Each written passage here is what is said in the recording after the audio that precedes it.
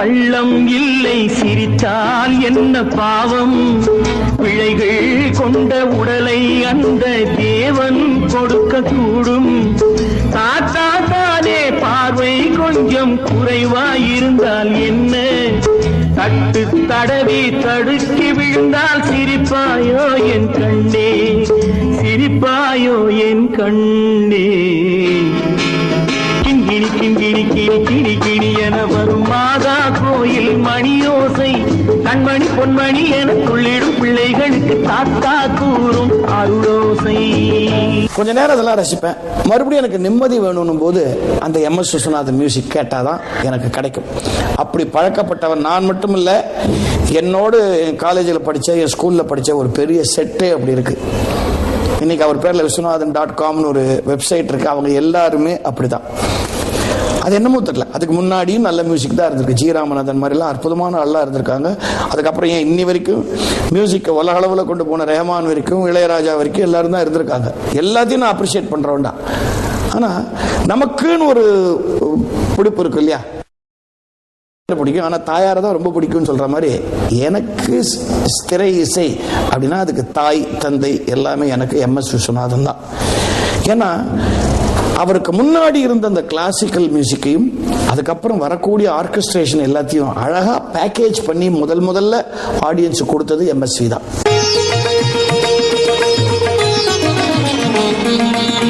Medimix handmade வழங்கும் திரும்பி பார்க்கிறேன். மெடிமிக்ஸ் ஹேண்ட்மேட் வழங்கும் திரும்பி பார்க்கிறேன் தொடர்கிறது. அவரால் மாடி மேல மாடி கட்டி மாதிரி யங்ஸ்டர்ஸை கவர் பண்ற மாதிரியும் சாங் போட முடியும்.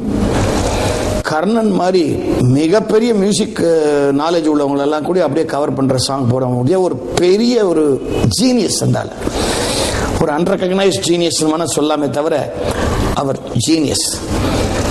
நான் ஆரம்பத்தில் அந்த காதலிக்க நேரங்களை படத்தில் தான் அவருக்கு பைத்தியமான 13-14 வயசு. அப்போ நாங்கள் காலேஜ் 10th ஸ்டாண்டர்ட் ஸ்கூல் படிக்கும்போது போய் பார்த்தது.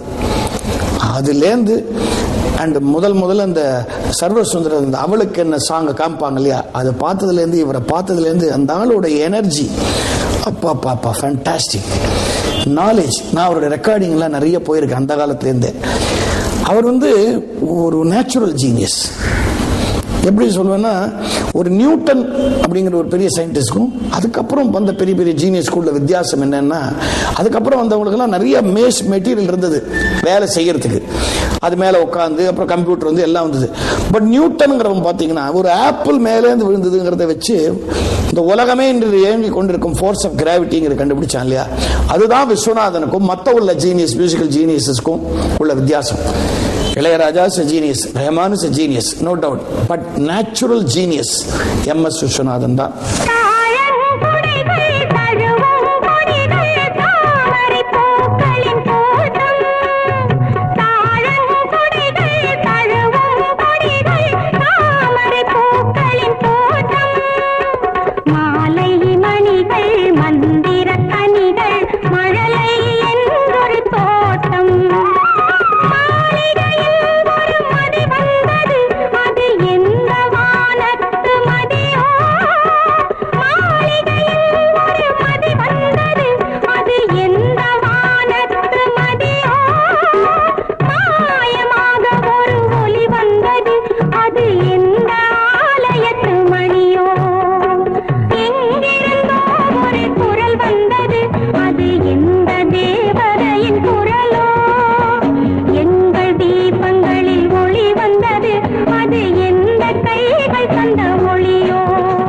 இதை வலுப்படுத்துற மாதிரி இளையராஜாவே ஒரு ஃபங்க்ஷனில் ரொம்ப பிரமாதமாக சொன்னார்.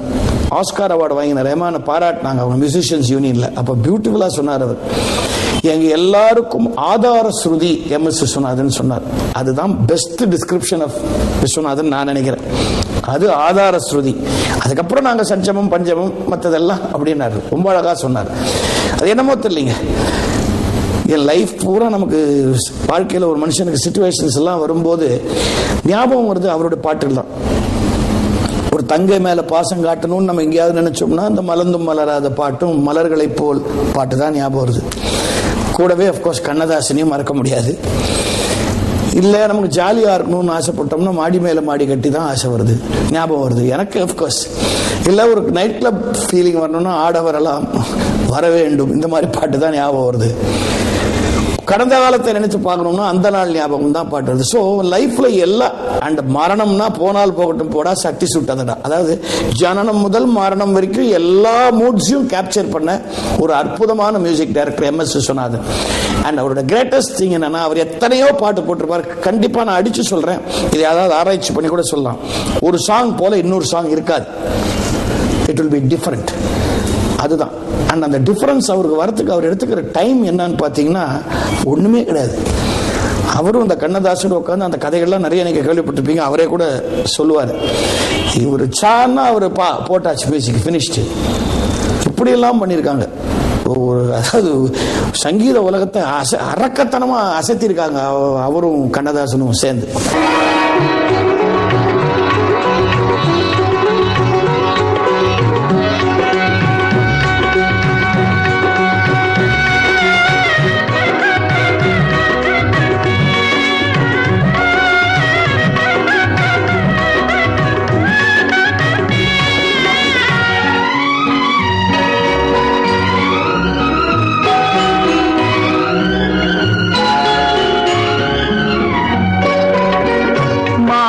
மாளிகை மாதர்கள் புன்னகை மங்கள மேடையின் பொன்வண்ணம் கண்டான். மாமணி மாளிகை மாதர்கள் புன்னகை மங்கள மேடையின் பொன்வண்ணம் கண்டான். மாவிலை தோரணம் ஆடிடக் கண்டான்.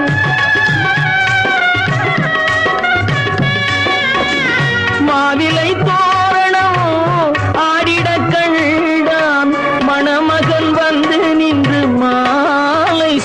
கண்டான். கலைந்திடும் கனவுகள் அவள் படைத்தாள். அண்ணன் கற்பனை தேரினில் பறந்து சென்றான். நீதி படம். அப்போ அதுக்கு ஒரு டியூன் போட்டு பாலாஜி சத்தில் நான் உட்காந்து, அப்போ பாலாஜி சத்தில் நான் சொன்னேன், அவர் கவிஞர் கூப்பிட்டு பாட்டுக்கு மெட்டு போட்டால் தான் நல்லா இருக்கும் சீக்கிரம் சொன்னேன். இல்லை விஸ்வம் எனக்கு மெட்டு போட்டு அப்படின்றான். அப்போ நான் என்ன பண்ணேன், உட்காந்து மெட்டு போட்டு கொடுத்துட்டேன். அதாவது என்ன தாட்டு வரணும்னா பாட்டில் நான் இனிமேல் குடிக்க மாட்டேன், இது இன்னையோட குடிய மறந்துட்டேங்கிற வார்த்தைகள் வர்ற மாதிரி பாட்டு. அதுக்கு ஒரு மெட்டு ஒன்று நாங்கள் மெட்டு போட்டேன். மெட்டு போட்ட உடனே என்ன சமாளிச்சினாக்கா,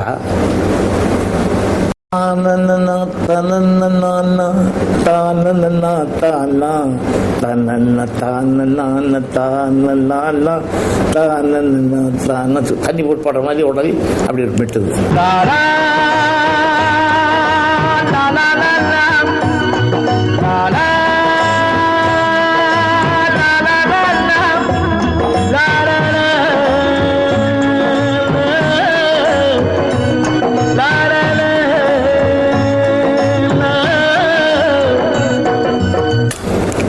சொன்னது, டேய் தானதான் வேண்டாம் இந்த வார்த்தையா, ஏன் நான் வேணா உங்களுக்கு ஒரு உதாரணத்துக்கு ஒரு வார்த்தை சொல்றேன், டூப் வார்த்தை, அதை கேட்டுக்க என்ன பாடுறாரு.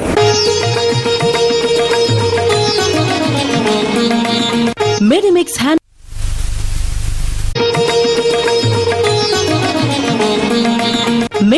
ஹேண்ட்மேட் வழங்கும் திரும்பி பார்க்கிறேன் தொடர்கிறது.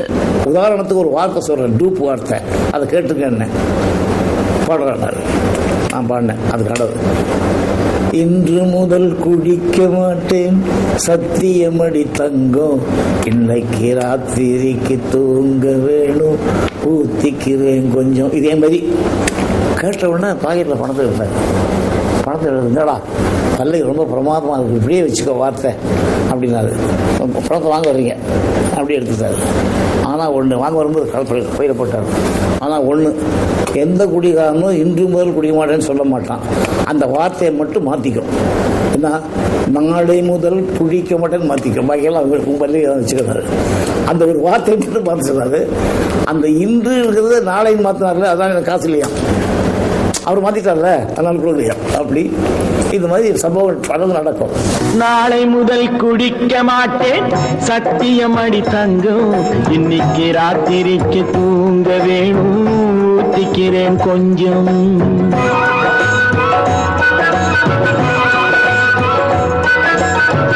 நாளை முதல் குடிக்க மாட்டேன் சத்தியமடி தங்கம் இன்னைக்கு ராத்திரிக்கு தூங்க வேணும் ஊத்திக்கிறேன் கொஞ்சம் ஆடு மாடு கூட கொஞ்சம் சொந்தம் கொள்ளுமே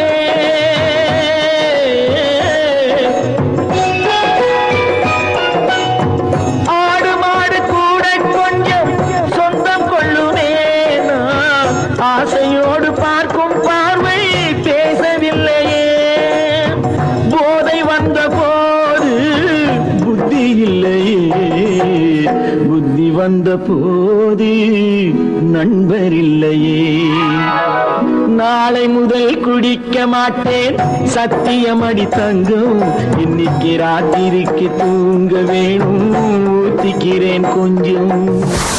அதாவது அவருடைய ஆஸ்பத்திரியில் சிகிச்சை பண்ணிட்டு இருக்காரு, இது பண்ணிட்டு இருக்காரு, உடம்பு நோய் வேலை பார்த்துட்டு இருக்காரு. டாக்டர்லாம் வந்திருக்காங்க. வந்த உடனே தலைமாட்டில் எல்லாம் பொண்டாட்டிகள் அமுத்திட்டு இருக்கு கால் கையெல்லாம். இதில் விஸ்வநாதா அந்த டியூனவாசி இந்த டியூனவாசி என்ன திட்டுற மாதிரி பெனாத்தில் என்னை பற்றியே பேசிட்டு இருக்காரு. உடனே இங்கேருந்து கூட்டு போனார் ஒரு டாக்டர். அவர் எம்ஜிஆர் தான் அனுப்பிச்சி வச்சார். எம்ஜிஆருக்கு ஃபோன் பண்ணார். இந்த மாதிரி கவிஞர் ரொம்ப பேட் கண்டிஷனில் இருக்காரு, விஸ்வநாதனை பற்றியே கவலைப்பட்டு அழுதுட்டு இருக்காரு, என்னால் தாங்க முடியல, அவனுக்கு ஃபோன் பண்ணவும் முடியல, நீங்கள் கொஞ்சம் சொல்லுங்க அப்படின்னாரு. எனக்கு ஃபோன் பண்ணார். ஃபோன் பண்ணி எடுத்தேன் ஃபோனை. நான் பேசுகிறேன், எம்ஜிஆர் பேசுகிறேன், என்னங்க சொல்லுங்கள், நீ எனக்கு என்ன வேலையில் இருக்க வேண்டிய நாளைக்கு ரெக்கார்டிங் இருக்கிறதுக்கு நீ அவசரமாக புறப்படணும், நான் டிக்கெட்லாம் எடுத்துட்றேன், நீ அமெரிக்கா போ, கவிஞர் படுத்திருக்காரு, அவரை போய் பார்க்கணும். நான் இல்லைங்க நான் போக முடியாது, இப்போது அவசரமாக இருக்கேன்.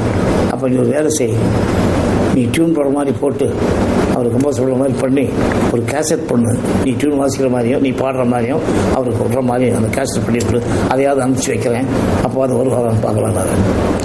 அவர் என்ன பண்ணாலும் எல்லாம் உட்காந்து எல்லாம் கம்போஸ் பண்ணி அதை போய் அங்கே போய் சேர்றதுக்குள்ள கவியரசர் உடல்நல சரியில்லாம தவிச்சது, சுயநினைவு இல்லாத நிலையிலையும் நம்ம விஸ்வநாதன் சார் பேரை சொல்லி புலம்புனது, அப்ப புரட்சி தலைவர் எப்படியாவது உதவணும்னு துடிச்சது, கடைசியில கவியரசர் நம்மளை விட்டு பிரிஞ்சது. இதையெல்லாம் கேட்கும் போது சாவே உனக்கு ஒரு நாள் சாவு வந்து சேராதோன்னு கவியரசர் பாடின வரிகள் தான் ஞாபகத்துக்கு வருது. ஜுவல்லரி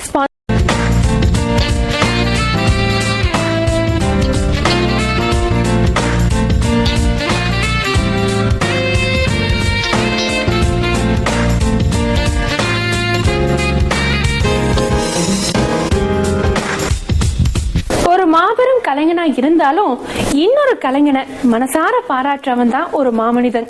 அந்த வகையில கவியரசர் கண்ணதாசன் அவர்கள் ஒரு மாமனிதன் தான்.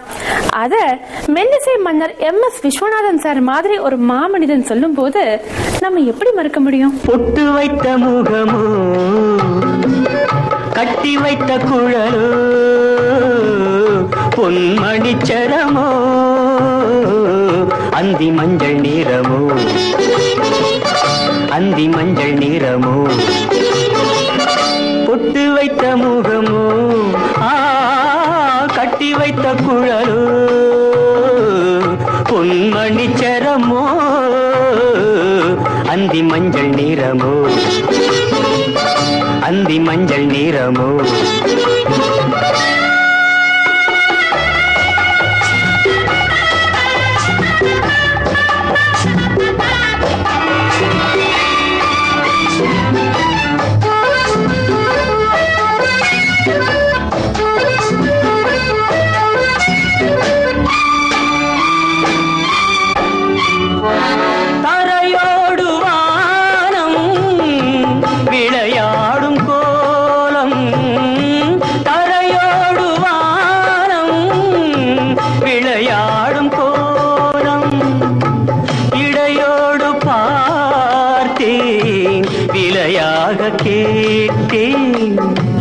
இடையோடு பார்த்தேன் விலையாக கேட்டேன் செவ்வானம் போலே புன்னகை புரிந்தாள் புன்னகை புரிந்தாள் பொட்டு வைத்த முகமோ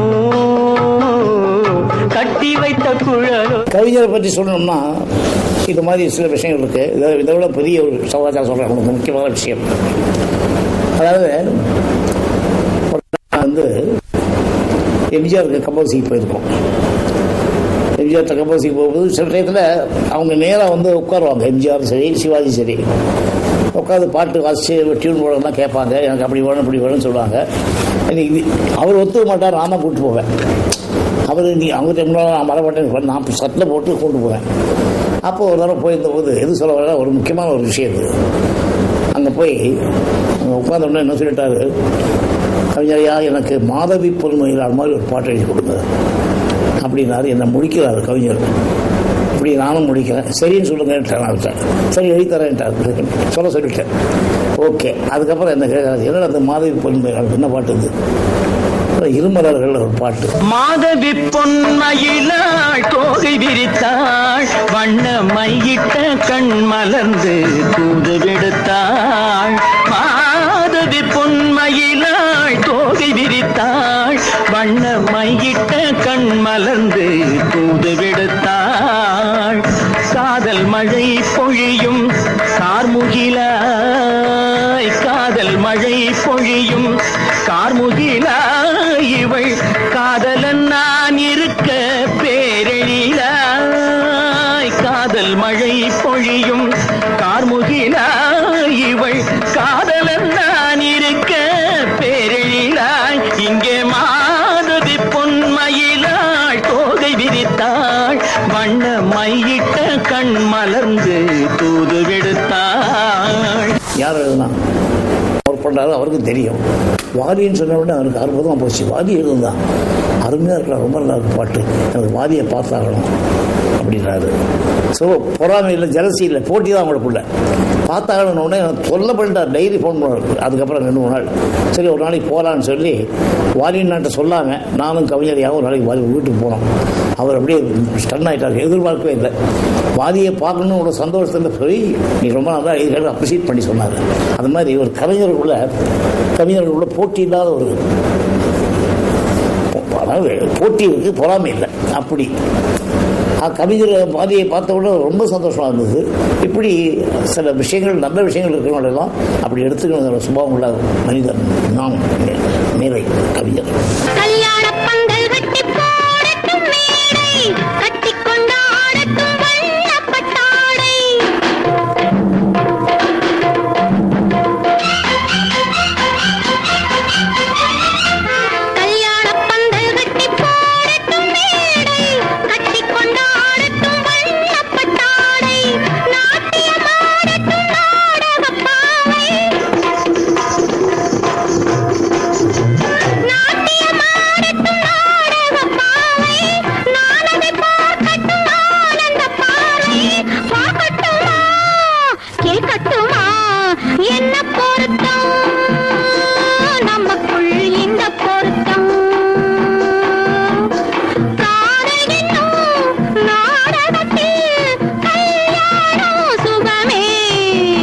எம்.எஸ். விஸ்வநாதன் மெல்லிசை மன்னர்.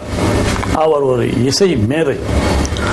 நான் உதவி டைரக்டராக இருக்கும்போது அவர் பணியாற்றிய படகோட்டி, என் அண்ணன், காவல்காரன், கண்ணன் என் காதலன், நீரும் நெருப்பும் முதலான பல படங்களில் அவரோடு பணியாற்றியிருக்கிறேன். அந்த படங்களெல்லாம் அற்புதமான பாடல்கள். காவல்காரன்ல நினைத்தேன் வந்தாய் 100 வயது, காது கொடுத்து கேட்டேன், அற்புதமான பாட்டு. இந்த மாதிரி பல படங்கள் அவரோடு நான் பணியாற்றினேன். அற்புதமான இசைக்கலைஞர் அவர். அதே நேரத்தில் நான் டைரக்டர் ஆனது போது என்னுடைய முதல் படமான மணிப்பயிர் படத்துக்கு அவர் தான் இசையமைப்பாளர். அதைத் தொடர்ந்து இறையக்கனி கூட அவர் தான் இசையமைப்பாளர்.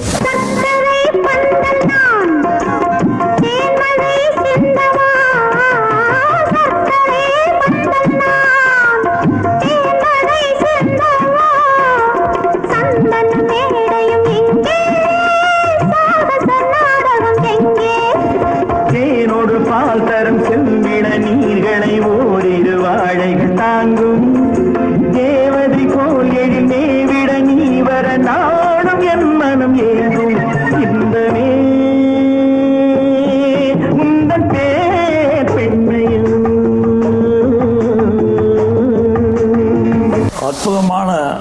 பாடல்களை இசையமைத்து கொடுத்தவர் MS விஸ்வநாதன் அவர்கள்.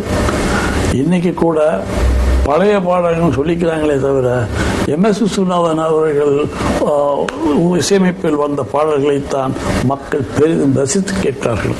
அவருடைய புகழ் ஓங்க வேண்டும், அதற்காக நான் பிரார்த்தித்துக் கொள்கிறேன்.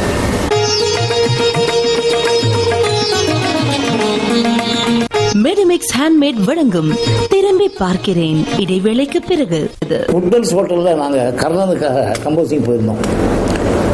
ஒரு 8 நாள் கம்போசிங் புக் பண்ணார். அந்த 8 நாள் வேலையை 2 நாளில் முடிச்சிட்டார். 2 நாள் முடிச்சோட 6 நாள் பாக்கி இருக்குல்ல சொல்கிறாரு என்கிட்ட, 8 நாள் வேலையை 2 நாளில் முடிச்சிட்டேன்ல, அந்த 6 நாள் ஹோட்டல் பீஸ் கூட எனக்கே வாங்கி கொடுத்துருவான் அப்படின்னு தமாஷா சொல்லுவார்.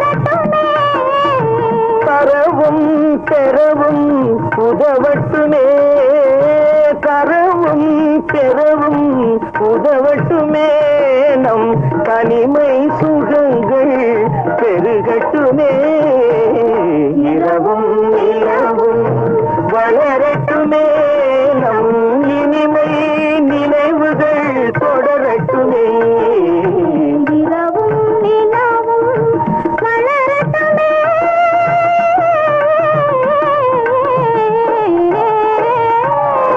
அந்த பாட்டுகள் முழுக்க சார், இப்போ நான் பெங்களூர் போனால் கூட அந்த உட்லண்ட்ஸ் ஹோட்டலில் போனேன்னாக்கா, அந்த காலத்தில் வயசான சின்ன வயசாகி இப்போ அங்கே ஒர்க் பண்ணிட்டு இருக்காங்க. என்னை பார்த்தா சந்தோஷப்பட்டு கண்ணில் தள்ளி விடுவாங்க. நீங்களும் கவிஞரும் வந்து இங்கே தங்கியிருந்து இந்த பாட்டுகள்லாம் முடிச்சு கொடுத்தாங்க அப்படின்னு நான் ஞாபகம் இருக்குது. அது மறக்கவே முடியல. அந்த அளவு இந்த அளவு சொல்லுவாங்க. இப்படி ஒரு கம்போசிங் ஒரு பார்க்கறதுக்கு ஒரு அற்புதமான காட்சிகள்லாம் அவர்கிட்ட நிறைய நிறைஞ்சிருக்கு. ஒவ்வொரு சமயத்துலையும் இப்படி தான் அவருடைய பாட்டுகள் எழுதும். எங்கே போனாலும் எப்பேற்பட்ட பாட்டாக இருந்தாலும் யாராக இருந்தாலும் சரி, அவர் கொஞ்சம் கூட சளைக்காமல் அந்த வேலை செய்யணுங்கிற ஆசை, இன்னும் செய்யணுங்கிற ஒரு உற்சாகம், அதை அவரை காப்பாற்றிட்டு இருக்கு.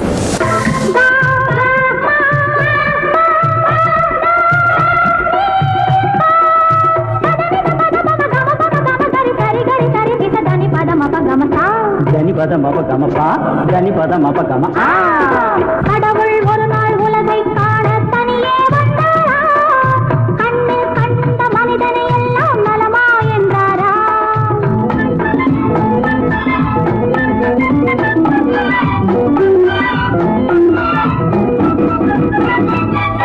கள்ளம் இல்லா பிள்ளை உள்ளம் நான் தந்தது, காவும் பணமும் ஆசையும் இங்கே யார் தந்தது. கள்ளம் இல்லா பிள்ளை உள்ளம் நான் தந்தது, காவும் பணமும் ஆசையும் இங்கே யார் தந்தது. எல்லை இல்லா நீரும் நிலமும் நான் தந்தது, எந்தன் சொந்தம் என்னும் எண்ணம் ஏன் வந்தது. இறைவனுக்கே இது புரியவில்லை, மனிதரின் கொள்கை தெரியவில்லை. ஒரு மனிதன் வாழ்வை இனிமை என்றான், ஒரு மனிதன் அதுவே கொடுமை என்றான். படைத்தவனோ உடனே திருத்தி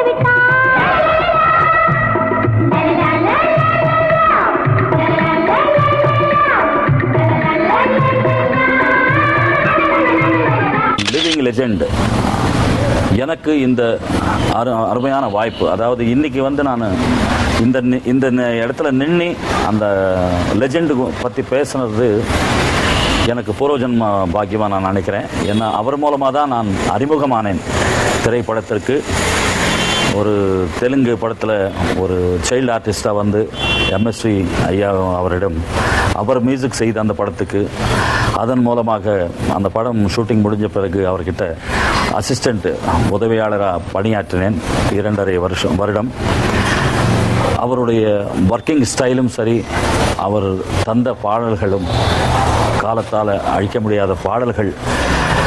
அவருடைய ரீரெக்கார்டிங் ஸ்டைல், அவர் நாட் ஓன்லி தமிழ், தெலுங்கில் அற்புதமான படங்கள், எத்தனையோ அற்புதமான காவியங்கள் அப்படின்னு கூறலாம். அவர் நடமாடும் ஒரு எந்திரம், அதாவது மிஷன், ஒரு ரோபோ மாதிரி தான் கூறணும். அந்த அளவுக்கு எம்எஸ்வி ஐயா அவர்கள்கிட்ட நம்ம கற்றுக்க வேண்டியது எந்த அளவு எனக்கு தெரியாது. பட் ஒரு மனிதனாக அவருடைய ஹம்பிள்னஸ், ஒரு சின்ன கலைஞனை கூட அவர் எவ்வளவு மதித்து அவங்கள மரியாதை செய்து எவ்வளவோ அற்புதமான வாய்ப்புகள் கொடுத்துருக்காங்க. எத்தனையோ மியூசிஷியன்ஸ் குடும்பங்கள் இன்னைக்கு வாழ்ந்துட்டு இருக்குன்னா அதுக்கு எம்எஸ்வி ஐயா தான் காரணம்.